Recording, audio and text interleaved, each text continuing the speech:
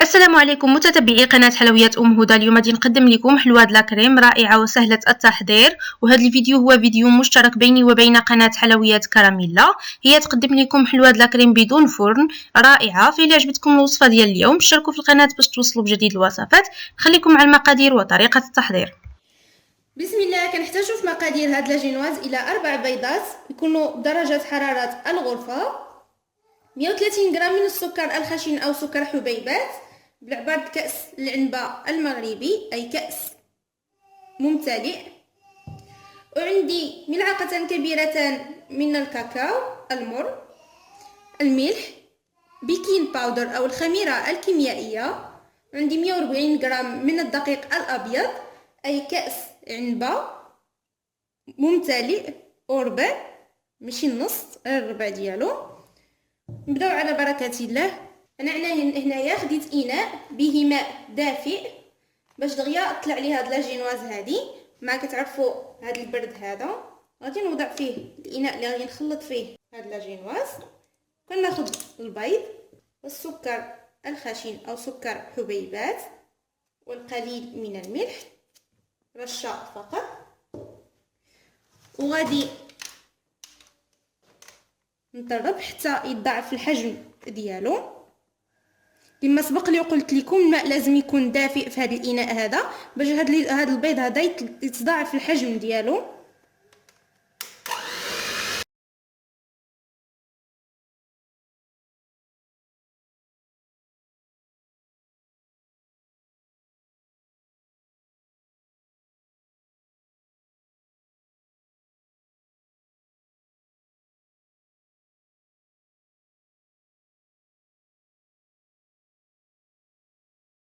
انا هنايا من بعد ما تضاعف لي الحجم نتاع البيض والسكر كما كتلاحظوا ومجربه.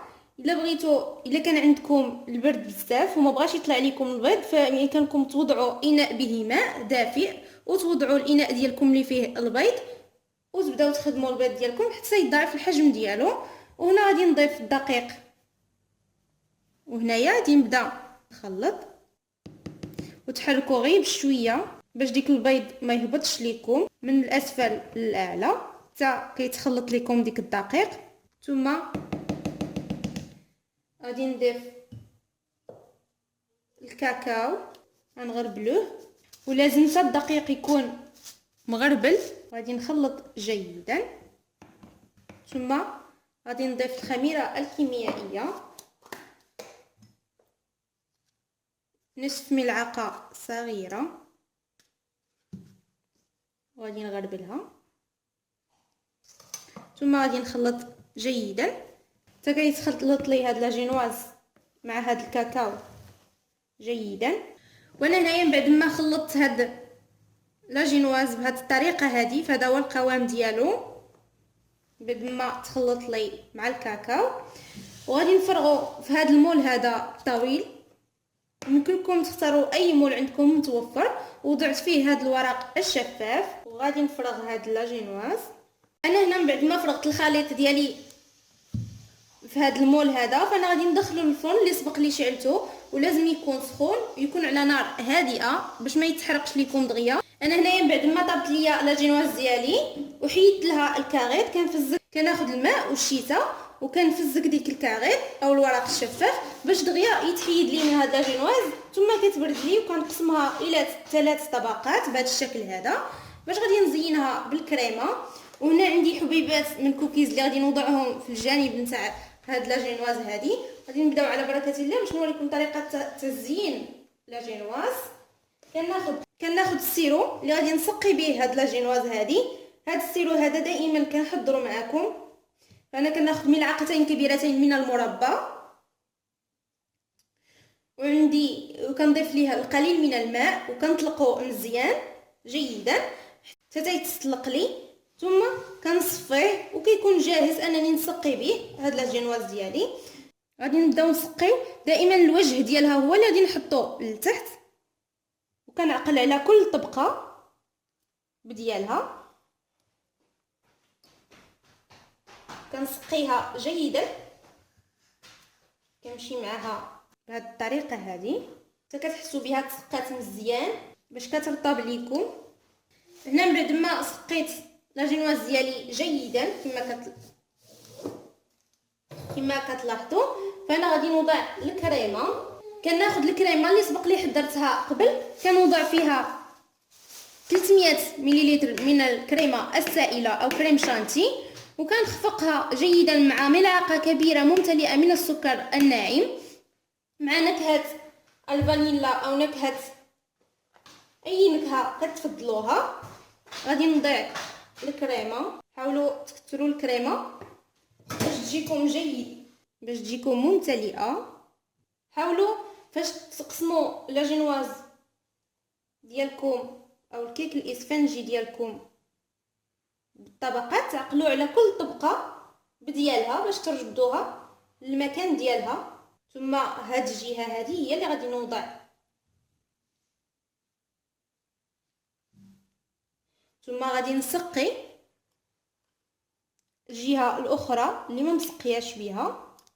انا هنايا بعد ما سقيتها كنوضع الكريمه المره الثانيه وكنسرح هاد الكريمه هذه. حاولوا هاد الجوانب هادو حتى هما توضعوا فيهم الكريمه. انا هنايا بعد ما وضعت الكريمه المره الثانيه كنحاول نوضع هاد الطبقه الاخيره واللي غادي نقوم بتزيينها بهاد الطريقه هذه، وحاولوا تضغطوا عليها غير شويه باش كيتعاوط لكم جيدا. فمن بعد ما ضغطت عليها فانا غادي ناخذ السيرو اللي غادي نسقي به جيدا هاد الطبقه الاخيره، نسقيوها مزيان باش كتكون عندكم مرطبه.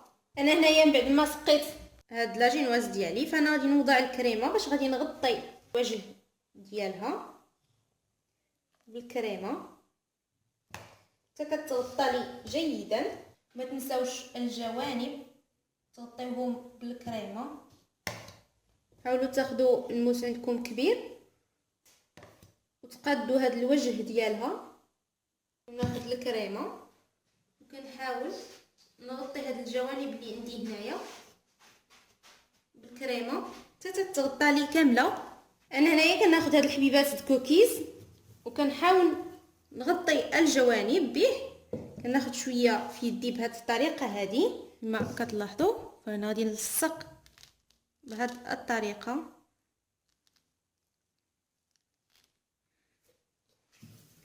حاولوا تضغطوا عليه شويه بهذه الطريقه وانتم غاديين حتى تغطيوه كامل بهذه الحبيبات ديال الكوكيز. ثم غادي نهزو ونوضعوا التبصيل ديال التقديم. بالنسبه لتزيين هاد لاجينواز او لاطارت، بالنسبه لتزيين هاد لاطارت هادي وانا اختاريت الناباج وعندي الفواكه المعسله او لي سوريز وعندي الشوكولا اللي قمت باذابتها وضعتها في بلاستيكه باش غادي نزين بها. نبداو على بركه الله. كناخذ الناباج اللي سبق لي طربته جيدا باش ما كيبقاش به كويرات، وغادي نوضعو الوجه ديالها.